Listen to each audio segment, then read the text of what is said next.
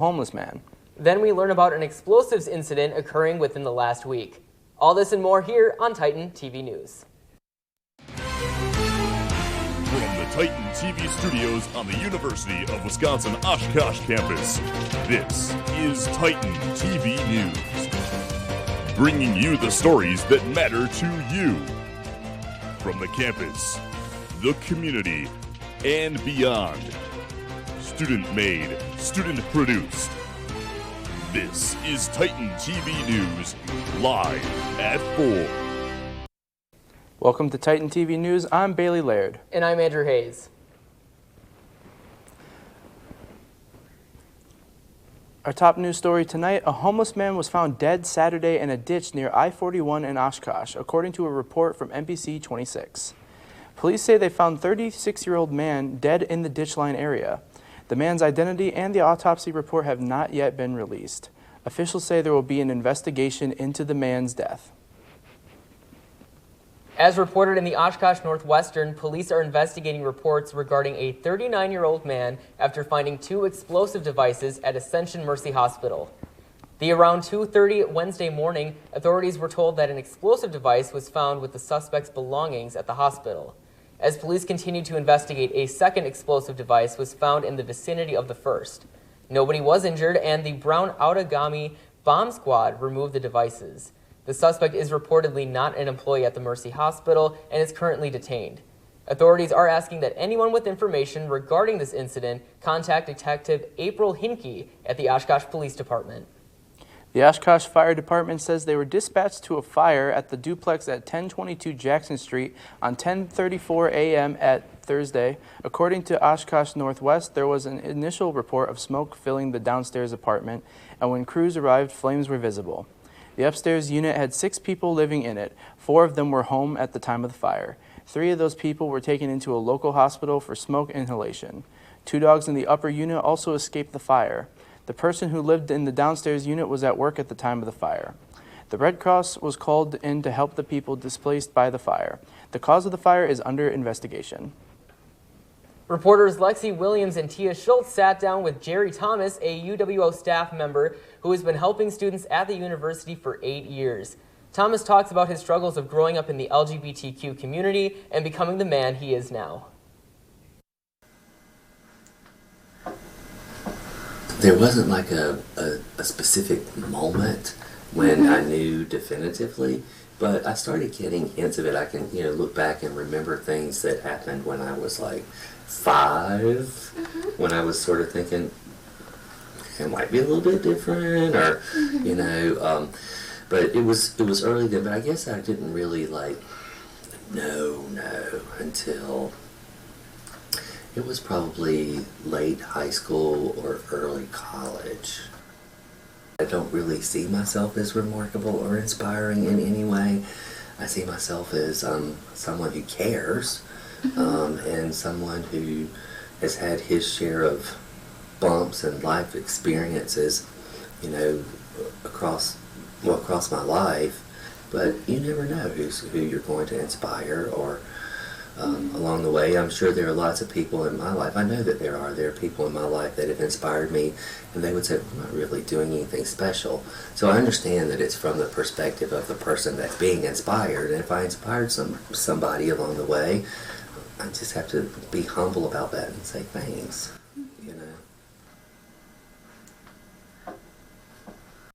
The city of Oshkosh will pay $15,000 to the University of Wisconsin Milwaukee for research and excavations completed by a team of archaeologists. The city contracted investigators from the UW-Milwaukee Archaeology Lab in early 2018 to do fieldwork at the former Lakeshore Municipal Golf Course. Officials hope to better define limits of a previously reported archaeological site. The Oshkosh Common Council voted to pass the resolution for the extra funding as part of the consent agenda Tuesday night. A master plan for Lakeshore Park is expected to be developed in early December.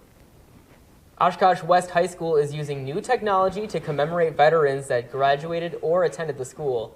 Students and faculty set up a Veterans Honor Hall where Oshkosh residents can pay tribute to those who have served our country. The hall currently contains over 3,000 names, and a website has been created to find photos, military documents, and newspaper articles on each veteran. If you'd like to nominate a veteran who graduated or attended Oshkosh High or Oshkosh West High School, visit Oshkosh High West Veterans Honor Wall.com. For Titans looking to get out of the cold, make a few friends, and have some fun while doing it, Titan TV's Billy Piotrowski has the club for you.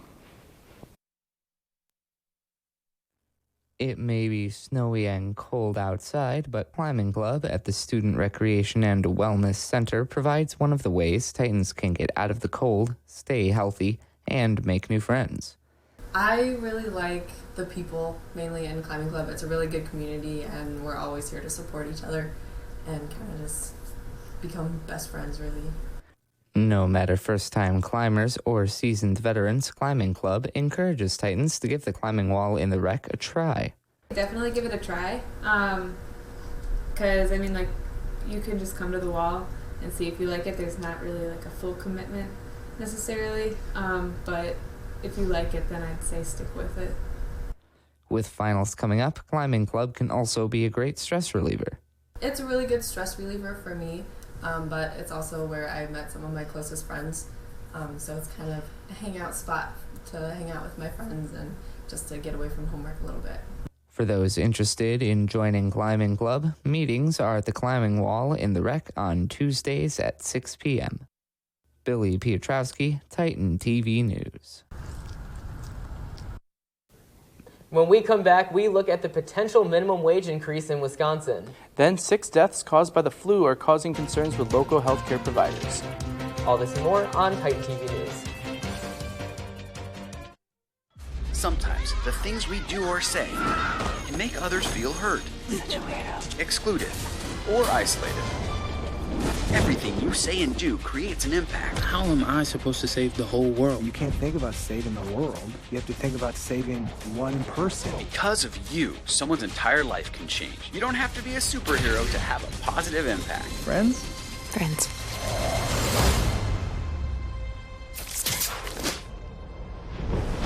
Hey guys, how are you today? Good. I'm here to talk about how with technology you can make amazing worlds. Come with me. My team and I bring the Halo world to life. Is that you? That is me. I wasn't a math genius and I knew nothing about coding. But you guys do. You guys have the power to change things. I want your job. I want you to have my job. I'll never forget the day our landlord called and said, "Read your lease. No pets allowed." My owner tells him my dog ate the lease, but that didn't work. And now I'm stuck in a shelter. But this pit bull is ready for a new crib. I'm loving, loyal, and play well with others. So don't be intimidated by all my muscles, because the biggest one I have is my heart. That's right, I said it.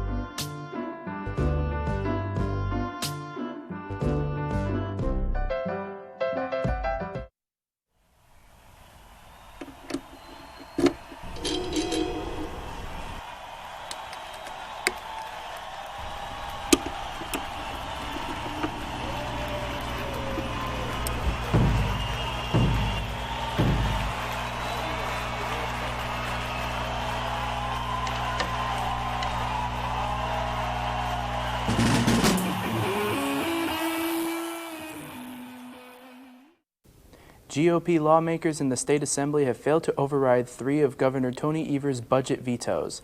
The overrides needed the approval of 2/3 of the members present to pass, but Republicans came up 2 votes short as no Democrats backed the attempts. Evers vetoed redirecting funding to a crisis center in the northern part of the state from a Madison center, lowered reimbursement rates for physicians and behavioral health services, and changed rules for treatment trainee grants to benefit social workers. The last time lawmakers attempted to override a governor's veto was in 2010, when the assembly sought to override former Governor Jim Doyle's veto.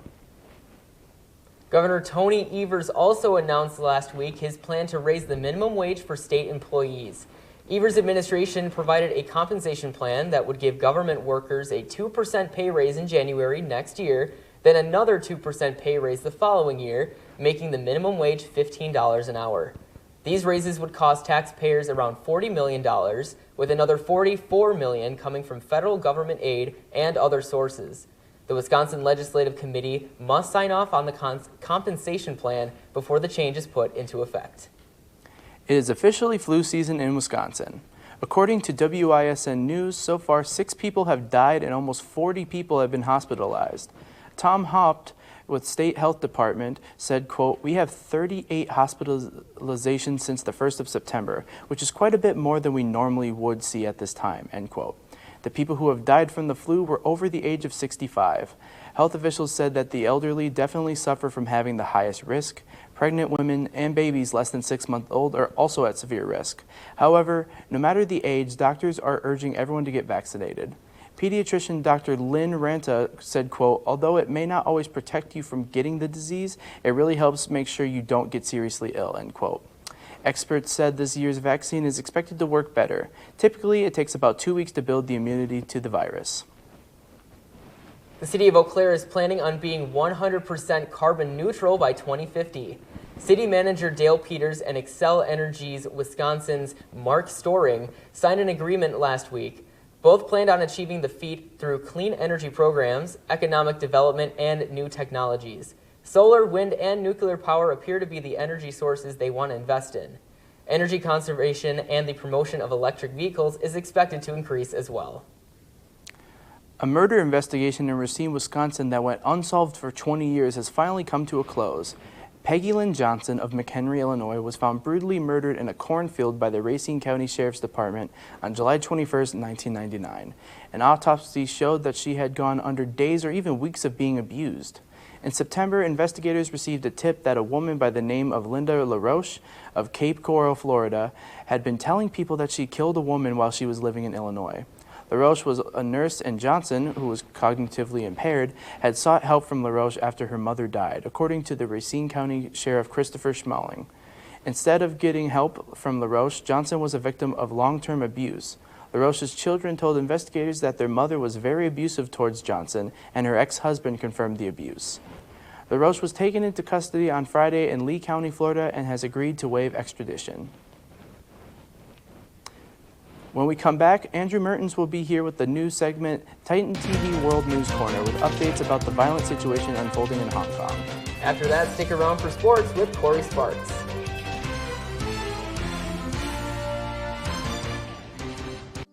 Hey, Dad. I need your help asking Jessica to prom. Of course. Love is like the ocean. You have to tread the Oh, waters. Dad. That's not the kind of help I needed. Hey, Jessica. Will you go to prom with me? Yes. You don't have to be perfect to be a perfect parent. Thousands of teens in foster care can't wait to share their first with you. Okay, Dad. 1, 2, 3.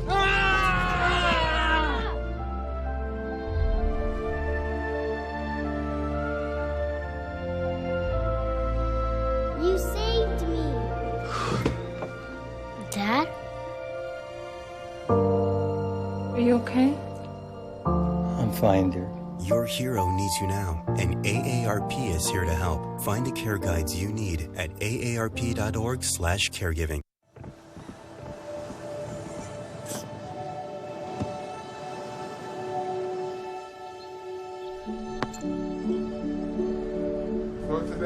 I don't remember how it started.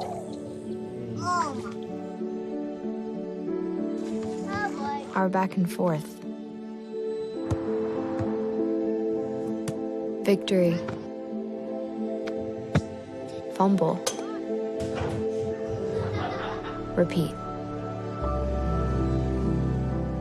It always came back. Dad! Okay, here we go, throw it! Yeah. You probably don't remember what you told me, That was perfect. but I heard every word. Nice.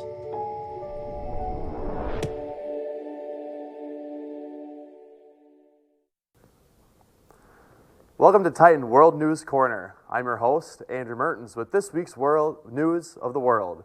The Yellow Umbrella Revolution in 2014 took place in Hong Kong as means of resistance to Chinese tear gas and pepper spray while protesting their right for more transparent elections. Tens of thousands of people flooded the streets for the 79-day protest. Recently, the Fugitive Offenders and Mutual Legal Assistance in Criminal Matters legislation bill was intended to be a simple extradition bill, but it was seen as an infringement on Hong Kong sovereignty. The implementation of the bill was met with protests of up to 5 million people, and those protests live on even now. The protests turned bloody this past Tuesday with 1 confirmed death and 60 university students injured as they defended the University of China, Hong Kong, home to the largest internet server in the small island nation. In a report from NBC News, reporters at the Chinese University of Hong Kong have stockpiled bricks, gas, and bombs as mainland Chinese students are extracted from the battle zone.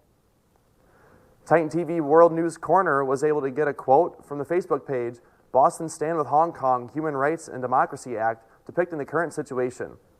Quote, SOS, please do something. They are killing college kids now. Headmaster of Chinese University got tear gas shot, and the assistant headmaster is in the front line with thousands of students. The police are trying to get the biggest server in Hong Kong so that they can control and cut off international media connection. Help, end quote.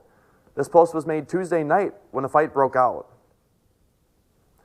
The United States is a melting pot for different cultures. The Japanese culture is spread here on the UWO campus by Professor Yoshiro Hanai. His passion as a professor is to expand his culture to students by teaching the Japanese language and traditional drumming known as taiko drumming. My name is Yoshiro Hanai. I am Associate Professor of Japanese at the University of Wisconsin Oshkosh. I've been teaching here since 2009. Because my field is teaching language, Japanese language, that's my primary focus. So obviously I would like more people, more students learn Japanese language and want them to become good Japanese language speaker so that it naturally spread Japanese culture and other things. There were Japanese language courses, but no courses on Japanese culture, no extracurricular activities. So I thought that I had to create something for students of Japanese. I had never played Japanese taiko. I've seen lots of performances, and there was one group in Milwaukee. So I decided to join them, and I learned it.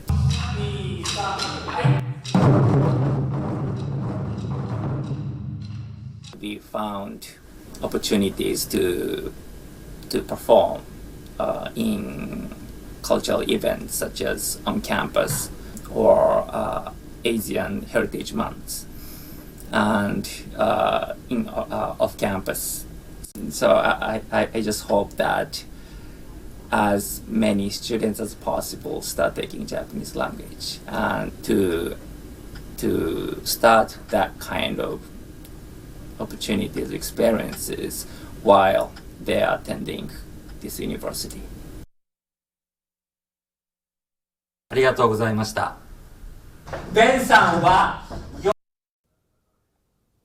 For students who are interested in learning about the Japanese culture, the language, or taiko drumming, Professor Hanai welcomes you to join any time. A state of emergency has been declared in Venice as the Italian city was engulfed in 6 feet of water flooding historic buildings and cutting power to the Venetian residents. Here you can see in the first video the Venice City Council chambers flooding just minutes after they voted against a climate change resolution. When water was at its highest point, over 80% of the city was underwater. According to a report from BBC, Venetian Mayor Luigi Brugnaro blamed climate change for the highest water levels in 50 years and flooding damages reaching into the hundreds of millions of euros. In 2003, there was an effort to build a flood defense project, but it is not expected to be operational until 2021, though a successful test was done in 2013. That's all for this week of Titan World News Corner.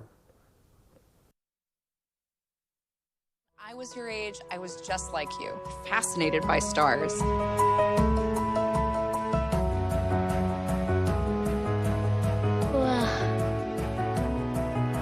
But now I get to search for life in the universe. And who knows? Maybe life is looking for us, too. So we're like aliens to them? Yeah. Does anyone want to be a scientist now? I do. Awesome. We need more girls in STEM. Maybe we can find aliens. Leah, did you put a new dent in that? This one? No. Were you texting and driving again? Yes. Hi, Leah. Hi, Dad. Sorry about your bumper.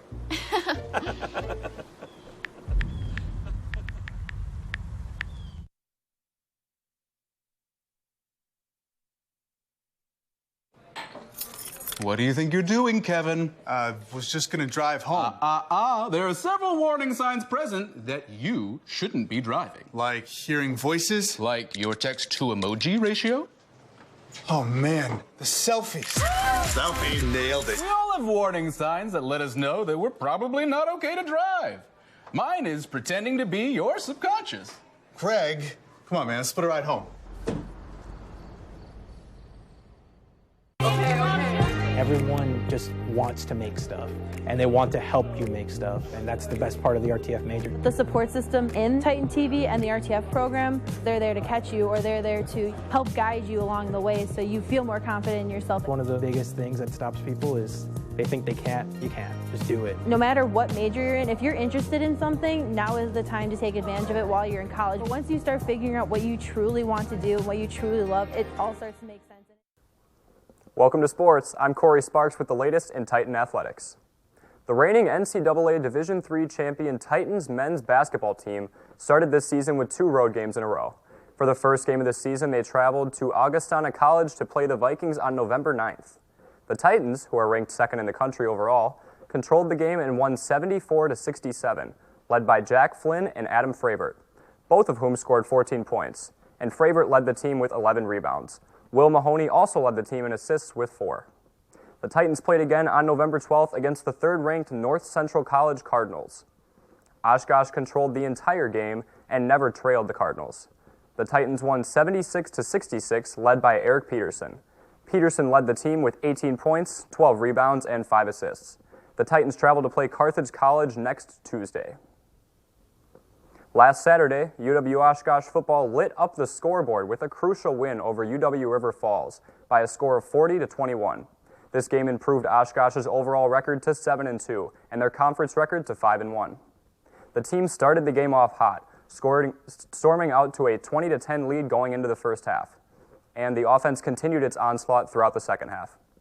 Quarterback Kobe Berghammer threw 162 yards, ran for a game-high 177 yards, and had 2 rushing touchdowns. Running back Peter McGudden tacked on 22 carries for 82 yards and his own pair of touchdowns. On the defensive end, the Titans totaled 3 sacks as well as a 43-yard pick six by defensive back Connor Zerpel. Kicker Jaden Hagg also tacked on 2 field goals as well.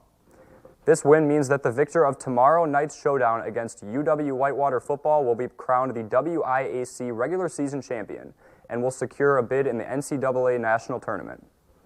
You can catch all the action right here on Titan TV tomorrow night at 7 p.m. when the Titans host the Warhawks at J.J. Keller Field, a place where the Titans have won 26 consecutive games. On November 9th, John DePerzia and Ben Kitzlar led the Titans with a second-place finishes in their respective weight classes. DePerzia won 3 contests before losing a 5-2 decision in the 184-pound title match. Kitzlar pinned his first 4 opponents before losing a 7-3 result in the championship point bout at 285. Kitzlar has 8 pins this season, which leads the team. Finishing third for the Titans were Luke Valdez at 125 pounds and A.J. Stengel at 174. Valdez compiled a 3-1 record, and Stengel won his third-place contest and went 3-1 in the tournament. Justin Mitchell posted a 2-2 record at 125 pounds. Colton Cashmore added a 5th-place finish at a 170 pounds.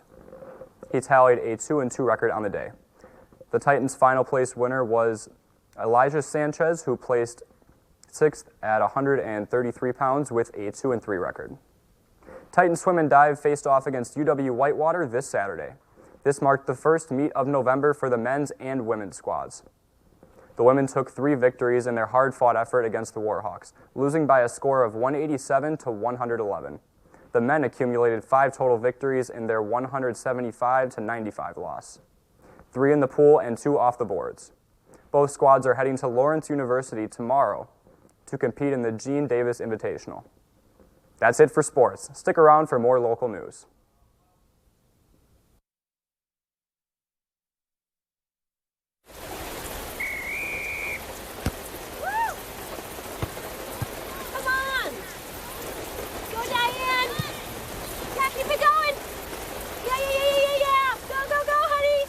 If you love them enough to drive an hour to cheer them on as they get beat 11-0 in the rain, then surely you'll check nhtsa.gov/the right seat to make sure they're correctly buckled in the back seat.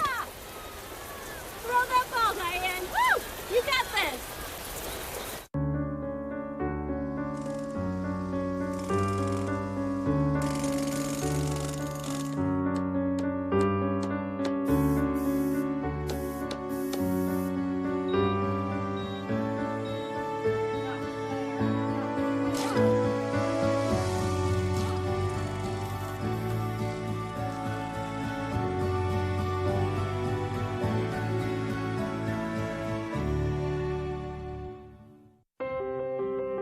When I first saw a turtle, my heart was full. Now anything but lonely. We have this deep connection, this heart connection. He just wants to be close to you and part of your life. Every day with turtle is a perfect day. When I'm holding her, it makes me feel calmer. I think everything he does shows how much he loves us. When we adopt a shelter pet, we discover they're a little bit of a lot of things. But they're all pure love.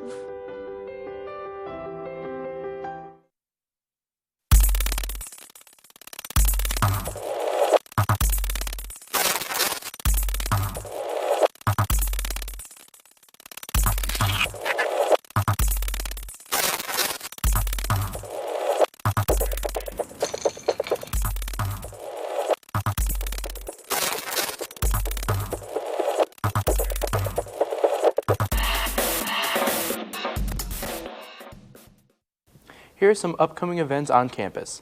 Tuesday, November 19th, be prepared to sing your hearts out at karaoke night. Be sure to check this out at Titan Underground at 6 p.m. On November 20th, the next edition of the Camper Speaker Series will be in the Reeve Union Building, room 219 at 6:30 p.m.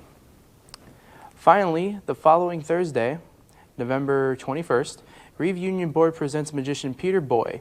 Come to Titan Underground from 7 to 9 p.m. and have your mind blown. Those are the remaining events for November, but the first few days of December should be exciting for plush fans out there with 2 Stuff and Animal nights on December 2nd and 3rd. A stolen dog was discovered a quarter short of 200 miles away from its hometown of Lake North, Wisconsin. Kayla, the 18-month-old shepherd in question, was being searched for by thousands of people from Chicago since early October. She was on a walk with her owner, James Perry, on October 13th when he popped into a River North restaurant to grab a takeout order. Perry left Kayla outside, and when he returned moments later, she was gone. There was no word for weeks until surveillance footage revealed a man walking away with Kayla. A woman saw the video and recognized the man and Kayla. She was the property manager of the building where he lived, and she remembered him bringing Kayla home several weeks before and telling her he was going to have Kayla trained as an emotional support animal. The dog is now safe at home with her owner. That's all we have for this week's Titan TV News broadcast. Tune in next week for all of your local, state, world, and Titan athletic news. Have a great night.